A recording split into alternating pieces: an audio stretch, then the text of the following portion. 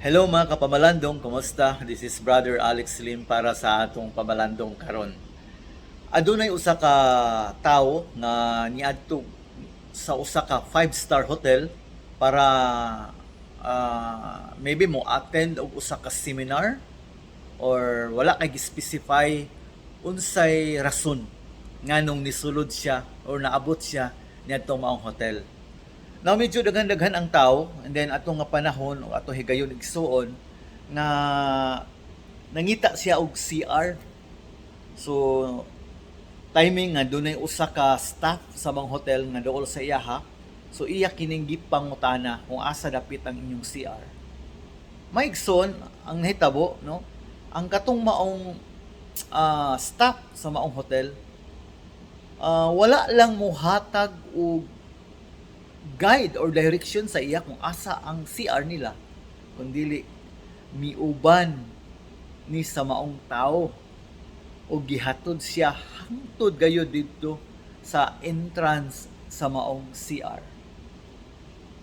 Brothers, sisters in Christ, nganong ako ning gi-share karon, tungod kay daghang mga higayon sa atong kinabuhi nga duna kitay mga pag-ampo, pangamuyo nga ang Ginoo unta mohatag og giya nato.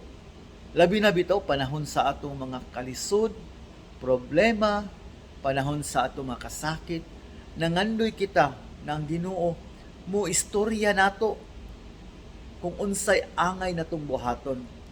Apan dili kalimot igsuon nga daghan pong higayon sa atong kinabuhi nga daw nabati nato nga walay tubag, o ikaw ba karon igsuon padayon gihapon ka nga nagpaabot sa mensahe sa giya sa Ginoo nga imong gipangayo. Kapamalandong, ako nagtuo nga dagang higayon sa atong kinabuhi nga ang mensahe nga imong gipaabot daw wala nimo mabati tungod kay ang tinuod nga mensahe ang Ginoo nakig-uban nimo.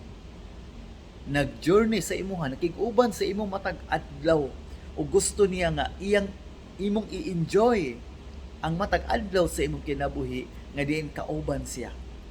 No, sa Bible, no, kung imong tan-awon 360 times gimension diha nga do not be afraid. And I think mao siguro hinungdan nga naa ni kanunay to remind us nga dili ta mahadlok tungod kay ang Ginoo nag-uban nato. Igsoon sa imong kinabuhi, si Lord wala lang siya naghatag og direksyon nimo unsay imong buhaton, unsay angay buhaton, kundi ni uban siya nimo matag adlaw sa imong kinabuhi, sa imong gibuhat matag adlaw. And I hope and I pray, brothers and sisters in Christ, na kining maong Dios nga nakig-uban nato matag adlaw, atong nasinati, atong nabati, ug atong nakita ang iyang buhi nga presensya nga nag-uban kanato matag adlaw. Now in Isaiah chapter 41 verse 10 nag-ingon diha, do not fear, for I am with you. Do not be afraid, for I am your God. I will strengthen you. I will help you, and I will hold on you to my righteous right hand.